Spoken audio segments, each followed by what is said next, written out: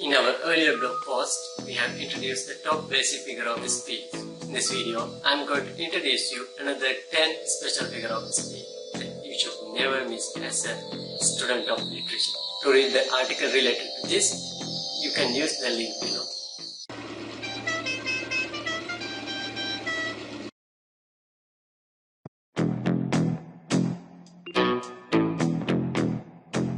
First one is allusion.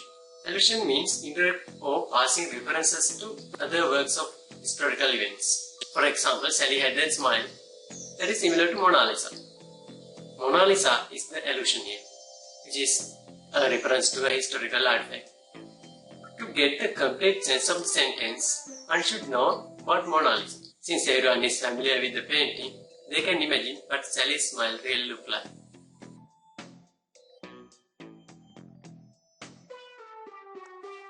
An allusion is a type of metaphor. The purpose of an allusion is that it allows the reader to understand new information, characters, plot, setting or other element by connecting it to something already known. Second one, anastrophe. It is a reversion of traditional sentence structure. For example, mountain tall can be used as a tall mountain. It is used in order to provide special emphasis because the expected emphasis is not found at the beginning of the sentence.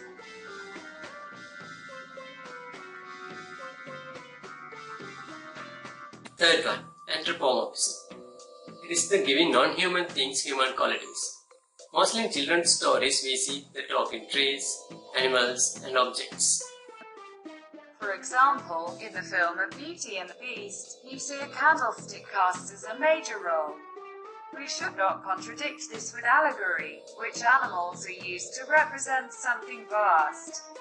The best example is Animal Farm, where characters stand for certain famous figures highlighted in Russian Revolution.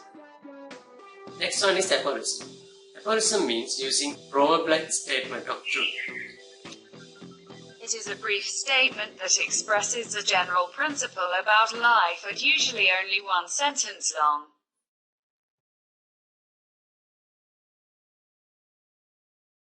Number 5. Euphemism. It is used to refer to things that often deemed inappropriate to discuss. For example, using restroom for toilet or big ball for fat. It is usually an expression intended by the speaker to be less offensive, disturbing, or troubling to the listener than the word or the phrases it replaces.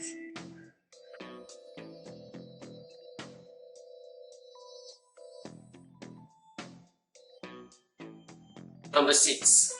Foreshadowing. It is a hint of future event, so that they make sense once they happen. For example, in the movie Harry Potter, Hermione tells the story of 3 deadly hallows, where the one who holds the most powerful wand dies, which is the foreshadowing of the death of Professor Dumbledore.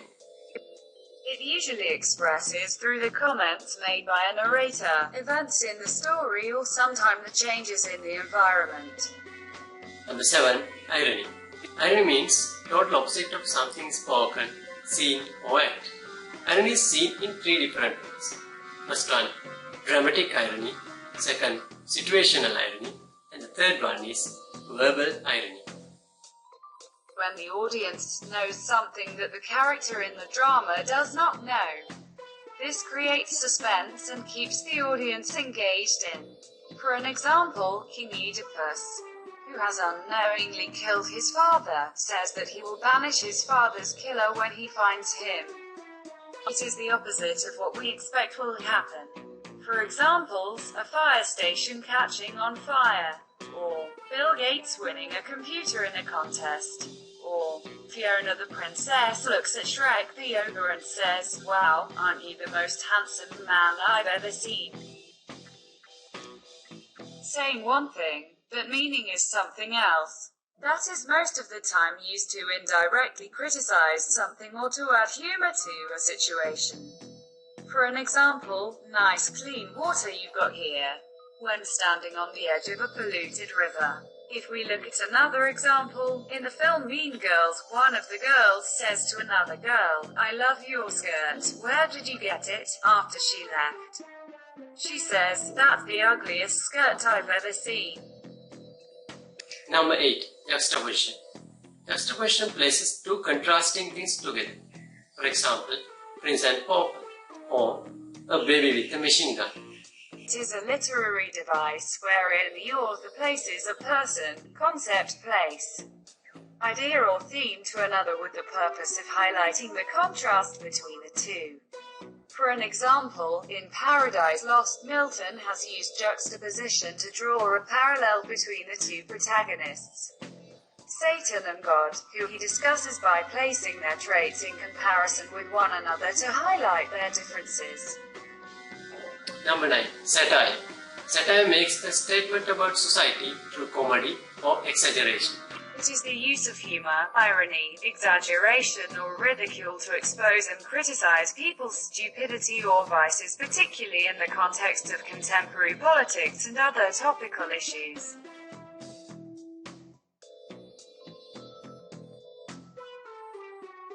Last one, and a very important one. Symbolism. The symbol means something that represents something. As an example, apple is a symbol of passion with regard to Adam and Eva's story. When it comes to Snow White, apple may be the ill intention, and for William Tell, it can be the opportunity. Figure of speech are the stylistic device in writing. Need the knowledge of them to produce a nice piece of writing, as well as in exams, you need them to unwrap the meaning of the given text, speech or unseen poetry. Okay, that's it. There are many posts on how to develop your writing.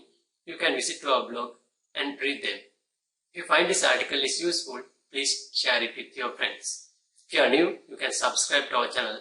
And that's all. Bye. Have a nice day.